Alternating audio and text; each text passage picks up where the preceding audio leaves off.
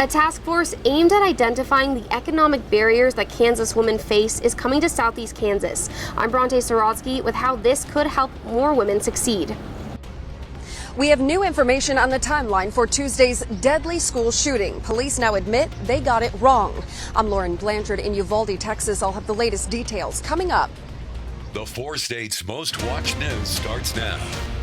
Thank you for joining us tonight. I'm Jordan Abbey. Authorities arrest another suspect in a Pittsburgh murder case. Pittsburgh police today said authorities have arrested 19-year-old Dominic Short in connection with shootings this month in Pittsburgh. A warrant had been issued for Short on May 18th. U.S. Marshals and deputies with the Greene County, Missouri Sheriff's Office arrested Short last night in Springfield without incident. The charges against Short include first-degree murder. At last report, Short was jailed in Greene County awaiting extradition back to Kansas. Now, the case stems from the May 13th shootings at multiple addresses. On the 100 block of West 23rd Street in Pittsburgh, 2 women were shot. 40-year-old Stephanie Short of Pittsburgh died at the scene. 46-year-old Velma Kubai was in stable condition. In a news release today, police say they determined multiple people had exchanged gunfire. Authorities had previously arrested James Hamilton of Pittsburgh in this case. He's charged with first-degree murder and attempted first-degree murder, among other crimes. You can read more details about this case on our website, KOAMNewsNow.com. Meteorologist Nick Kelly joining us now. Warm day today. And not only that, a brighter day, Jordan, and it still looks good outside. I wish we could just sit on this view from 7th and Rangeline, but we have to move things along, so let me break down the numbers. A cool start in the upper 40s this morning, but topping out nicely at 78, back closer to where we should be after we had a relatively chilly week in general across the region. Nothing but quiet skies all day long, but out to the west, a quick wave in the upper levels, trying to push cloud cover from the west our way by morning. And you can see some rain trying to develop out in the eastern parts of Colorado. A few of those showers, maybe a random storm comes in by tomorrow morning, but it's quickly out here as we go into the afternoon. Overall, Jordan, we're looking warm again and overall dry tomorrow with highs at 83. We'll see if we keep it nice for the rest of the weekend here in a few. Nick Kelly, thank you so much. United We Missouri is a nonprofit expanding into Kansas with a mission to advance all women's economic and civic leadership and break down those barriers blocking women from joining the workforce. Throughout the summer, they're going to be hosting a variety of town halls throughout the state, including locally in Pittsburgh, to identify those roadblocks impacting women. KOAM's Bronte Sorotsky has more. If more Kansas women participated in the workforce, one study shows that Kansas could grow its economy by 10 to 15% by 2025. It's part of why United We, a nonprofit aimed at advancing women's economic and civic leadership, is launching a Kansas Women's Economic Development Task Force. The nonprofit CEO, Wendy Doyle, says she's looking to collect data to enact policy change. We certainly hope it gets their attention just by, hearing firsthand and hearing the personal stories. That really seems to resonate with policymakers versus a quantitative research report. So that will be our goal and our mission, and we'll get to work quickly to start to educate policymakers that will then help identify a strategic and focused policy agenda. Lissa Regier is the CEO of Thrive Allen County. She's also on the Kansas Town Hall Task Force. Despite holding such a high title, she says she still struggles to be seen as a leader by some. I was in a meeting with 2 of my colleagues and some gentlemen who run another business, and it was very apparent to me that that gentleman did not need to see every woman in the room, and he caught one of my colleagues' names and then said, and whoever, I can't remember your name. My colleague then made sure after this gentleman was done talking to say, I want to clarify that the person's name you couldn't remember is our president and CEO, and she's the one that makes the decisions on whether or not we go after this funding for you. I think that there are still a lot of obstacles for women leaders. There are a lot of people that just don't want to see us in the room and don't want to recognize us in the room. Doyle says she wants to see change come from these town halls and get rid of barriers in women's way. We certainly hope that employers will take this information to heart and look at what they can do internally to reduce the barriers for their workforce. She says she expects issues such as rising fuel and food costs, as well as the baby formula shortage, to be significant talking points. In Allen County, Bronte Sorotsky, KOAM News. Pittsburgh Town Hall is going to be August 3rd at Pitt State. Lunch and childcare is going to be provided. Well, the flagpole in front of Integris Miami Hospital is getting a new home after 50 years. Flagpole was originally built and dedicated by members of the local VFW as part of the hospital's new lobby and entrance. It's now being relocated to the Integris Way entrance just off of Steve Owens Boulevard. Especially leading up to Memorial Weekend, and really in memory of all of the brave women and men who dedicated and lost their lives for our freedom ultimately, and in addition to commemoration of the students lives that were lost this week, unfortunately. Plans are also underway to add 2 more flagpoles, which will fly the Oklahoma flag and a Miami War Dogs flag. Fort Scott National Historic Site is in the 4th year of the annual Symbols of Sacrifice Field of Honor. They placed just under 8,600 flags in the field honoring those who've fallen in sacrifice for our country. Now, starting tomorrow and through Monday, they're going to have guided tours in the morning and afternoon.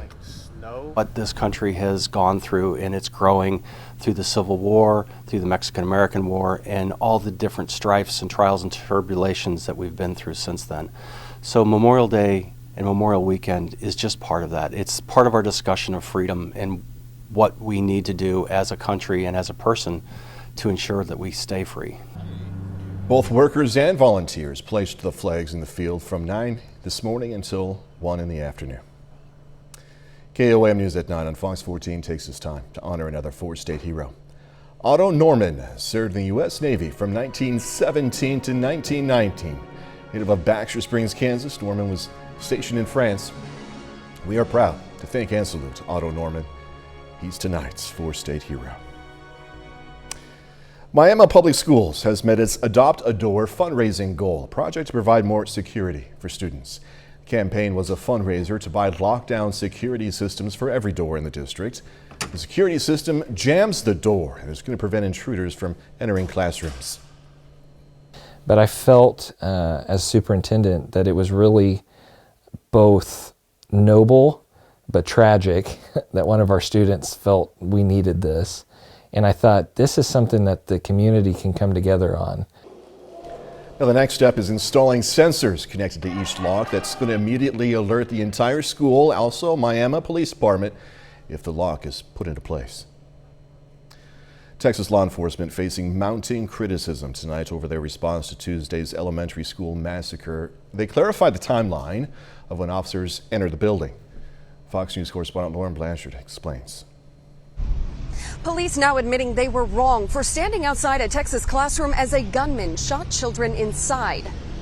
She asked 911 to please send the police now. Students and teachers frantically called 911 as a gunman opened fire on Robb Elementary School Tuesday. The 18-year-old suspect crashed a vehicle, then began shooting at classroom windows. The school resource officer drove right by him. The gunman then entered the building through a door that was propped open by a teacher inside, firing more than 100 rounds and locking himself in a classroom. That officer was not on scene, not on campus, but had heard the 911 call, so he drove right by the suspect, who was hunkered down behind a vehicle, where he began shooting at the school. Texas Department of Public Safety says as many as 19 officers were in the school hallway for at least an hour before Border Patrol agents used a janitor's key to open the classroom door and kill the gunman. The on-site commander incorrectly believed the shooter was barricaded and no children were at risk. The incident commander inside believed they needed more equipment and more officers. For the benefit of hindsight, where I'm sitting now, of course it was not the right decision. The shooting has prompted renewed calls for gun reform just as the National Rifle Association holds its annual convention just hours away in Houston. Outside, protesters are demanding action. We need to do something about it now. President Biden and the First Lady will be here on Sunday to grieve with the community. In Uvalde, Texas, Lauren Blanchard, Fox News. Nick is next with a complete look at the forecast. And later, Frontenac going for their 3rd state championship since 2016.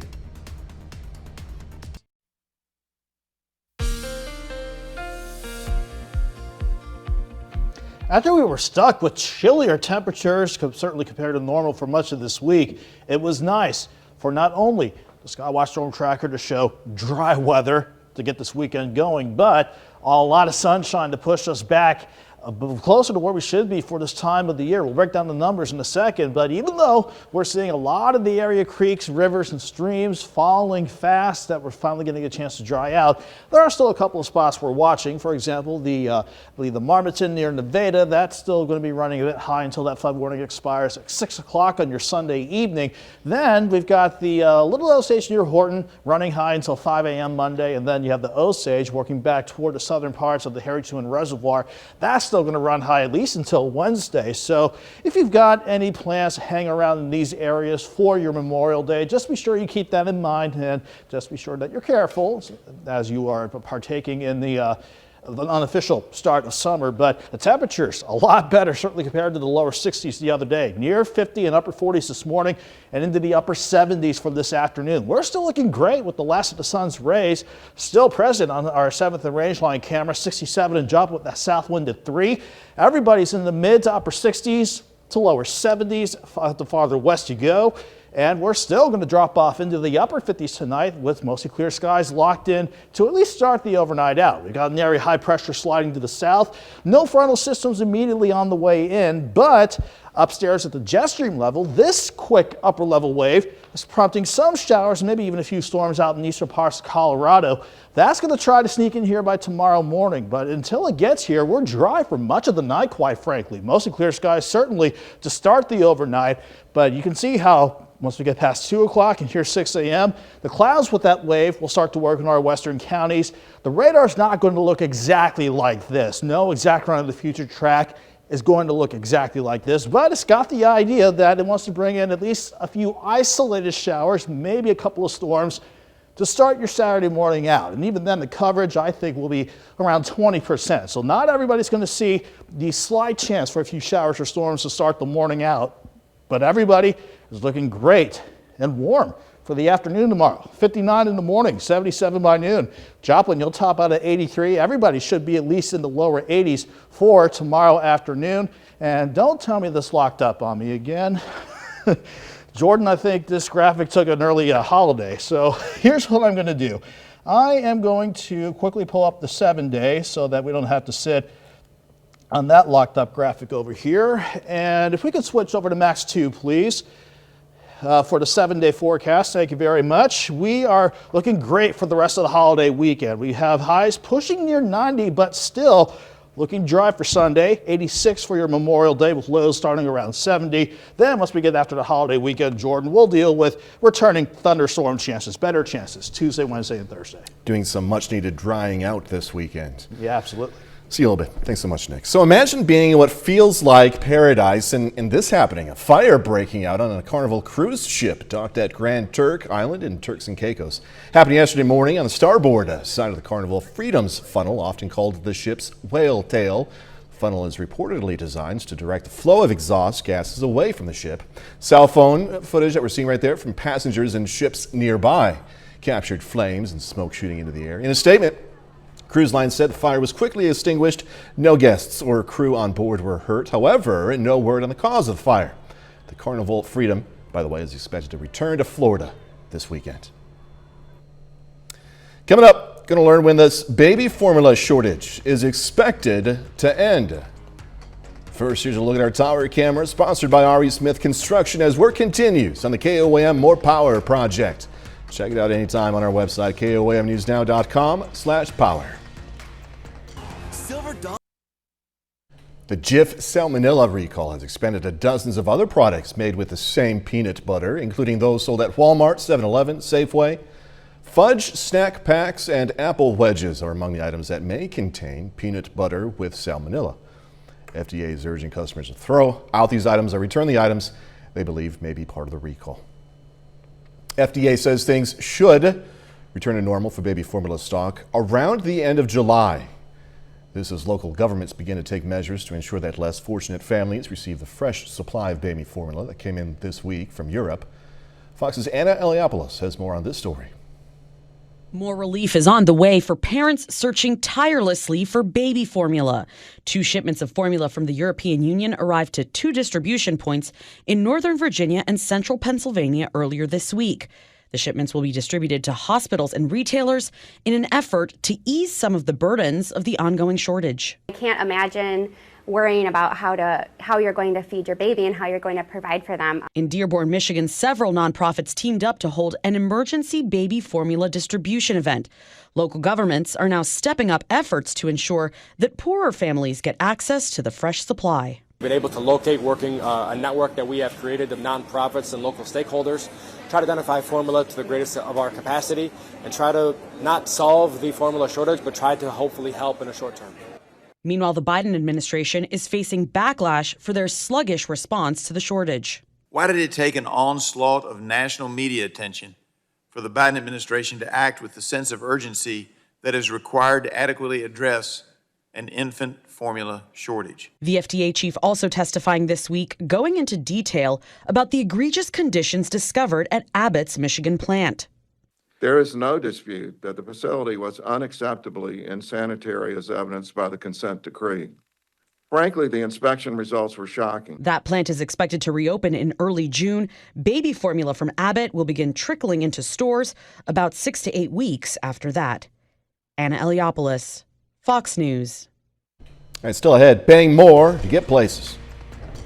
I'm on the Garden State Parkway, which, if we look out the windshield of the vehicle, maybe looks more like the Garden State parking lot.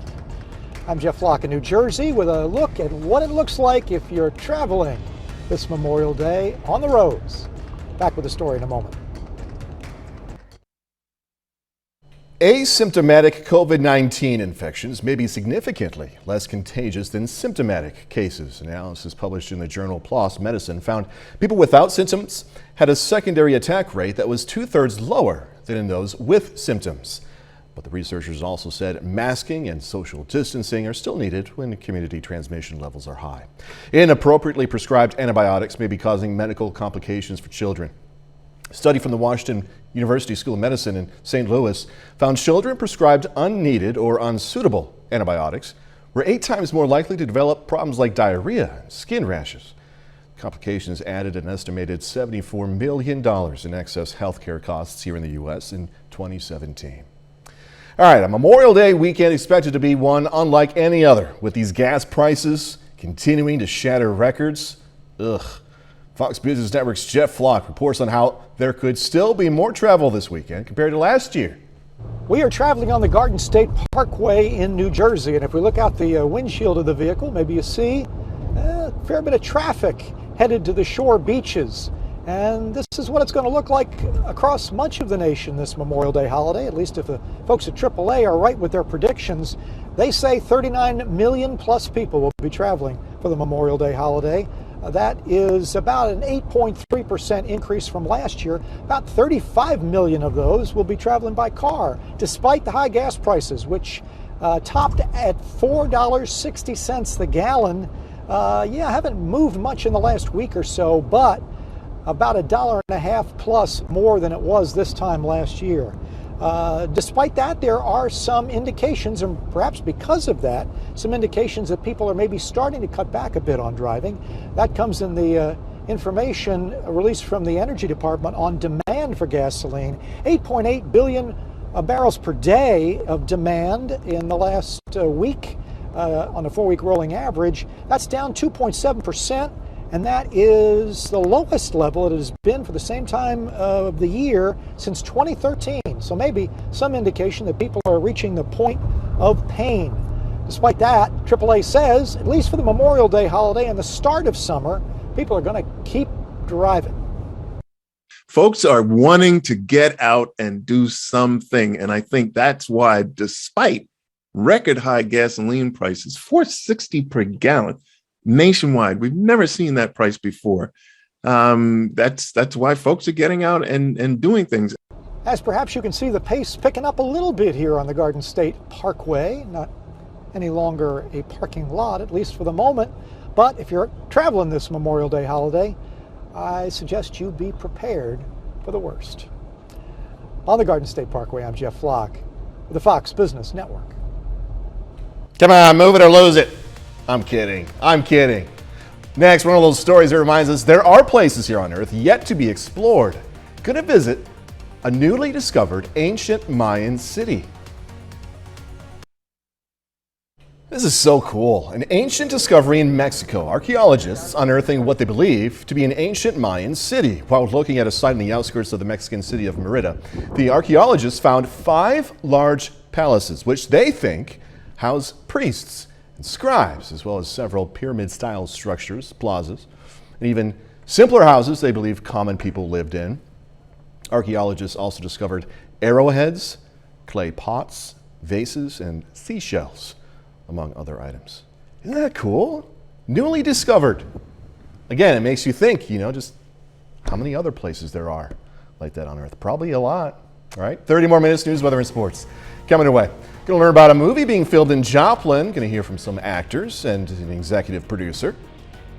President Biden lays into Vladimir Putin as Russia escalates the war in Ukraine. I'm Mike Tobin in Kiev. Details coming up. Movie crews are in Joplin shooting scenes for an upcoming Christian film. KOAM's Ty Parks checked it out. All right, and action. Get out here right now.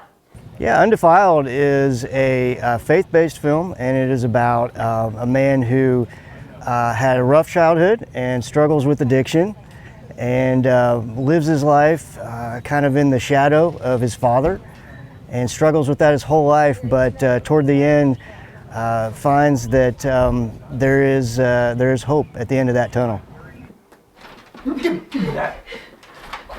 Yeah, this guy, he is a man who has, I would say you've heard of generational curses. So he's playing from that perspective hard. He knows what he wants, a hard guy, and he wants to vicariously live through his son. So Taj, you are going to be kind of where you started here. Well, I'm local, and some of my crew is local. Light of Life Films is local. Saved us a little bit of money by being able to do it here. It actually allowed us to support the community as well, and a humongous part of the community has jumped in and helped us with this. A lot of people, and so we are so thankful to Joplin and the Joplin area for helping us. A lot of people. Action. I'll decide what this child needs. He's just a boy. Just a boy? This boy is an embarrassment to our name. Movie is expected to be released next spring, a limited release in movie theaters. All right, Katy Days kicking off today in Parsons, Kansas. Katy Days celebrates the first Missouri, Kansas, Texas train arriving in a southeast Kansas area later to be known as Parsons. In addition to a parade, we're seeing right there, activities include some good grub and railroad-related fun. From somebody who, this is my hometown. This is where I grew up, and to leave and start my life, but have that opportunity to come back, it's amazing to see the camaraderie of the people and to see how people have bounced back after such a terrible event. And we are Parsons. Parsons is strong. Yeah, some face painting. Tomorrow's fun starts at 11 a.m., goes until 10:30 at night to wrap up the festival. Good choice right there. Butterfly, it looked like. The country's first quarter gross domestic product declined at a 1.5% annual pace, which was worse than originally thought. It's a downward revision from the initial report of 1.4%. The Commerce Department says even though consumer spending was better than expected, it was not enough to offset weak private investments. Economists expect U.S. GDP to grow in the second quarter. President Biden having harsh words for Vladimir Putin as the Russian invasion of Ukraine enters a new phase. Fox News senior correspondent Mike Tobin has more from Ukraine. The Ukrainians are calling it scorched earth tactics, a massive increase in Russian shelling of Ukrainian cities, while at the same time Moscow bringing a huge amount of military resource to bear on a narrow front in the Luhansk region, threatening to overwhelm the Ukrainian defensive line. We're also seeing more long-range missile attacks on civilian areas behind the front lines, with President Biden once again accusing Vladimir Putin of war crimes. Not only is he trying to take over Ukraine, he's literally trying to wipe out the culture and identity of the Ukrainian people. Attacking schools, nurseries, hospitals. The Ukrainian military is now asking the U.S. to send heavy weapons to stop the Russian advance, including long-range multiple-launch rocket systems, which could be the key to countering Russia's huge artillery advantage. They outgun Ukrainian artillery. and they want these multiple rocket systems so they can match the range that the Russians have. Meanwhile, Russia's finance minister says the country will need, quote, huge resources to continue the war in Ukraine, prompting officials here to push the European Union to approve a total embargo of Russian energy, claiming it's the only way to ensure Putin can't rearm his military. Putting pressure on Russia is literally a matter of saving lives. Every day of delay means more dead Ukrainians. Some NATO allies are also floating the idea of allowing Russian oligarchs to buy their way out of sanctions and use the money to rebuild Ukraine. In Kiev, Ukraine, Mike Tobin, Fox News. A bit later, NASA releasing plans to rekindle interest in the American space exploration program, starting with more missions to the moon.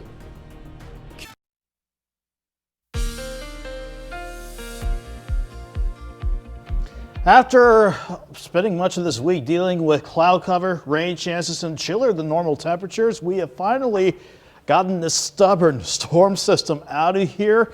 And on the heels of all of this clearing out, we enjoyed sunny skies all day long and finally a chance to dry out with nothing, absolutely nothing on the radar network as we begin the late night hours. Again, temperatures have responded to that in kind. We topped out near 60 the other day, dropped back into the upper 40s to near 50 this morning, and then pushed back close to 80 this afternoon. And we're still looking okay for 7th and Rangeline right now.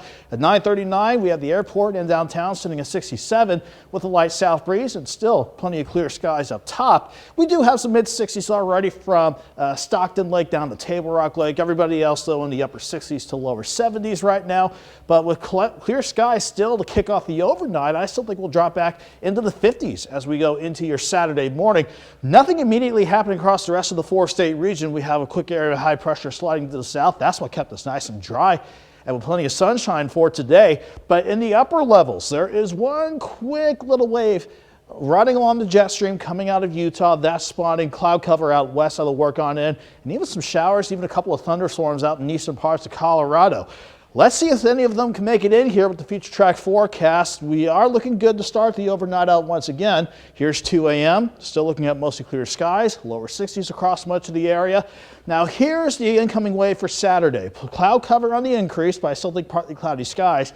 The radar is not going to look exactly like this. What it is suggesting, though, that is we will have the chance, that makes more sense, for a couple of isolated showers, maybe a couple of storms sneaking in for some of us as we go through the morning hours. But by the afternoon, we're going to get rid of this wave and go back to partly to mostly sunny skies for the rest of your Saturday afternoon. So the day overall is looking good. 59 in the morning, 77 by noon. Joplin will top out around 83 with a good south wind at 10 to 20. In fact, everybody will go into the lower 80s for tomorrow.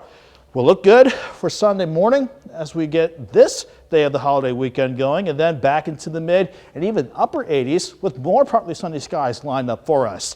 Looking at the bigger picture at the jet stream level, here's how Memorial Day is looking. Before we deal with any of these upper level waves, we want to bring in better rain chances. Look at how dry we are, and look at how warm we'll stay as we go for Memorial Day, or through the day rather. So Monday starts mild, lows around 70, 80 by noon. We'll top out in the mid 80s by the afternoon and then drop back into the upper 70s by 7 o'clock on your Monday evening.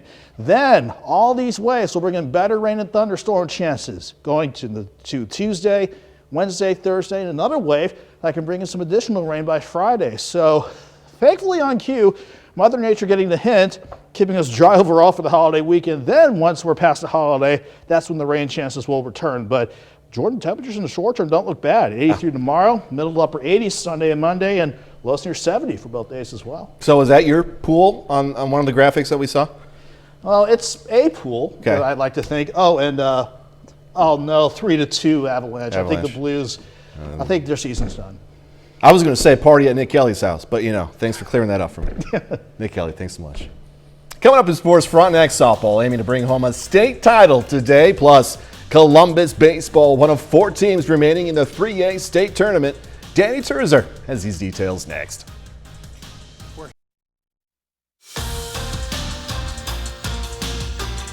It's day 2 of the Class 3A state softball tournament in Manhattan. The Frontenac Raiders have earned a spot in the semifinals following a 7-3 win over Kingman on Thursday. Frontenac faces Santa Fe Trail in the semifinals with a spot in the state championship on the line. Avery Johnson outstanding in the circle for Frontenac, strikeout there in the first. Then in the fifth, another strikeout to end the inning. She strikes out 7 and only allows 1 hit in the game. Bottom of the fifth, Maddie Lajadis ends the game early. 2-run double gives Frontenac the run rule victory. Frontenac advances to the state championship, beating Santa Fe Trail 10-0. So it comes down to Frontenac and Prairie View for the 3A state championship. Bases loaded for Avery Johnson on the grounder to third. The throw home gets away. 2 runners score. Frontenac goes up 4-0 after 1. In the second, Maddie Lajadis comes up big again, shoots it to center to score Heather Arnett. Raiders add 2 more in the second to lead 6-0. Raiders need just 1 more out in the seventh. Avery Johnson ends it with a strikeout, and that is it. Frontenac claims the 3A state championship 7-1 over Prairie View. The Raiders earn their 3rd state championship since 2016. It's our style, put a lot of pressure on them, make them have to make the play, make them have to think of what's going to happen next. And, we have a lot of speed in our lineup, so we really wanted to utilize that. We're bringing this championship back to Frontenac, for the 3rd time in I don't know how many years, 5-7 years, There's a lot to be said for these kids that are working hard and putting in a lot of time in the off season and things like that. So I appreciate them, and I think they represented our community very well. In the 3A state baseball tournament, the Girard Trojans have made it to the Final Four. Girard faces the #1 seed, Wichita Collegiate, in the semifinals. The Trojans fall 7-2.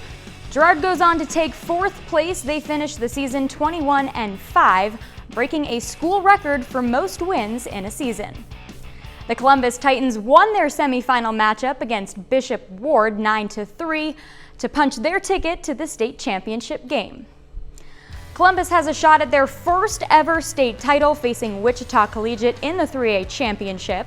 Second inning, Landon Ramsey drops one into right for the Spartans. Miscommunication in the outfield. That allows 2 to score. Later in the inning, Ashton Villagomez pulls it into left, hops to the wall. Collegiate scores 4 in the second to go up 5-0. Top of the third, Titans get something going. Landon Midget, laser to left, hops over the wall.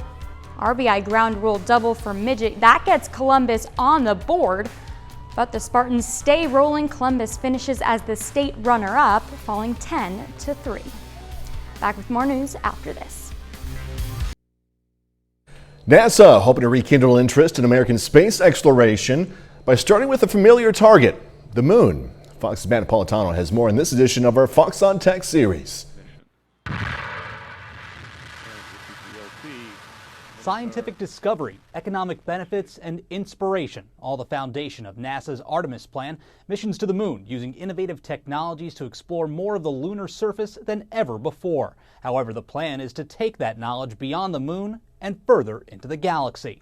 We're not going straight to Mars because there's a lot of technologies that we need to develop closer to home in a safer environment before we actually go out and go to Mars and create a sustainable settlement there. Camille Calabeo is an aerospace engineer whose The Galactic Gal platform has gained her significant notoriety on social media. She believes there are multiple industries that could look to capitalize on further exploration of the moon and beyond, including transportation, mining, and construction. You mine, say, water, and then you turn that into oxygen and hydrogen, or you can actually use that water for things like propellant. Calabeo notes that the forthcoming Artemis plan, set for liftoff in August, will effectively be a launch pad for even more possibilities, including habitats on the moon, but there's still far more research to be done before that can come to fruition.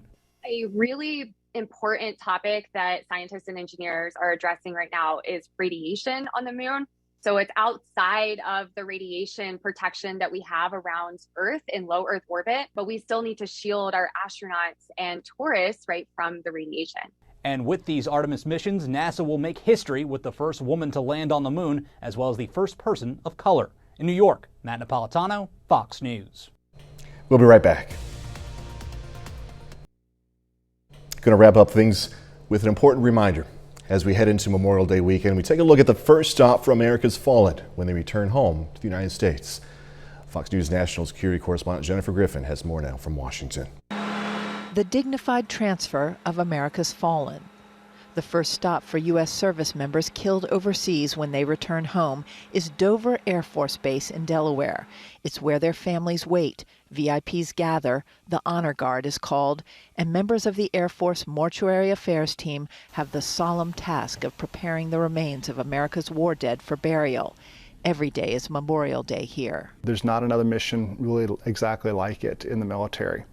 Major Matthew Knight is the senior chaplain at Dover. He joined the military after 9/11. We want to ensure whenever our fallen come through here that they and their loved ones are shown dignity and respect. Crystal Seymour is a sergeant first class. I am a Army liaison officer, and I feel as though I've touched a multitude of families throughout the most tragic time.